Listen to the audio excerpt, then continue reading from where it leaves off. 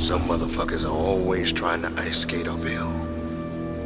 After finally reaching its conclusion, Phase 4 of the MCU, we now shift our attention to Phases 5 and 6, and there's one film in particular that should have your whole attention because it certainly has mine, Blade. But why Blade, you ask? Because Blade was without a doubt the most significant film of the 1990s, not just because it introduced an outstanding comic book movie, but also an R-rated one. However, it is only in hindsight that we can truly appreciate its significance. Blade single-handedly kept Marvel alive. No, I'm not exaggerating. By the middle of the 1990s, Marvel was a catastrophe ready to explode. It shivered in the margins as the skinny pre-Captain America Steve Rogers of comic book franchises, with disappointments like 1986 Howard the Duck and a Fantastic Four movie so awful that it didn't make it to video. It was equally bleak in the print sector as a result of a collapse of the comic book collector's market. If you're wondering how terrible it was, retail sales fell an astounding 70% in only a few short months, this giving crypto a run for its money at shit in the bed. A few months prior, Neil Gaiman, the author of Sandman, issued a warning that the top-end collecting bubble in comics was about to collapse.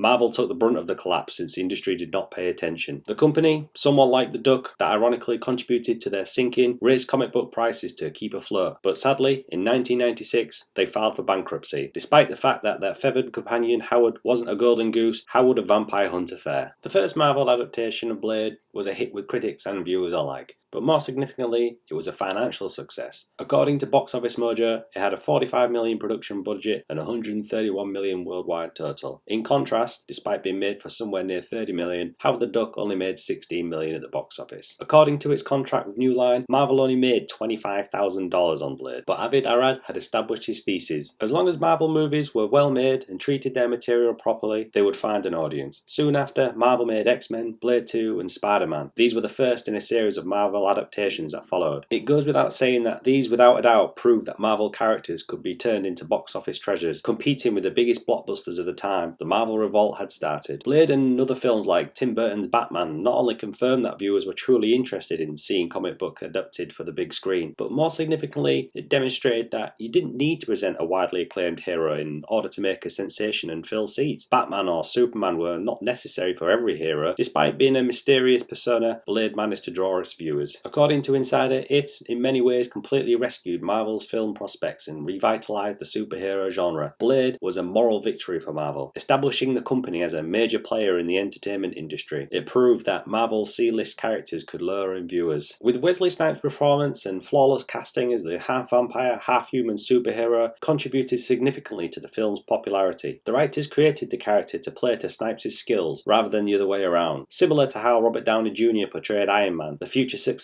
of the MCU would depend on this. The creation of parallel worlds was another aspect of Blade that Marvel took use of. It was the first superhero movie to establish a grounded reality akin to the modern world. By using this strategy, audiences felt more relatable. One of the Marvel's most distinctive features today was undoubtedly this parallel universe, something the company obviously learned from the popularity of Blade. While Blade has established itself as a hugely influential figure in wider comic book film, hinting at a grimmer and darker future for our on-screen heroes, Batman certainly had its moments, but Blade's cartoonish qualities stood in stark contrast to Batman. Today's most cherished superhero films like The Dark Knight and Logan are somber, depressing, and difficult to watch. Everything that came after Blade is arguably due to it. This brings us to Blade, the most recent Blade from Marvel. Although Mahershala Ali is a superb choice for Blade, I find it disheartening that they appear to be treating this fresh rebirth with a certain degree of disdain. It's as if they've concluded it's just a minor character that doesn't really matter. Given that none of this would be possible without the original Blade, you'd think they'd want to create an event out of it. The film was announced back in 2019 with huge ovation as part of Marvel's Phase 4 and was slated to start filming in November 2022 with a release date of November 3rd, 2023. However, Blade reportedly went through a number of revisions. View DeMaio had allegedly tapped in for rewrites for Stacey Oseko 4's script, but Marvel has not made any statements about the writing credits of the film. This also leading to the departure of its original director, Bazam Tariq. With a fresh crew on board to start, Disney is now giving the new director Yann Demarge extra time with a production start date of 2023 and a new September 6, 2024 release date. Given the new release date, it's currently unknown whether the project will come under Phase 6 of the Marvel plans. And all this uncertainty just leaves a sour taste in my mouth. But after the poor outings of Phase 4, I guess we shouldn't be surprised. Some motherfuckers are always trying to ice skate uphill. But what do you think though? Do you agree that Blade is one of the best Marvel movies? Do you care that Blade paved the way for the MCU as we know it today? Or do you consider it to be merely another comic book movie in the never-ending catalogue of comic book movies? As always, thanks for listening, and please like and subscribe for more British rambles in the future.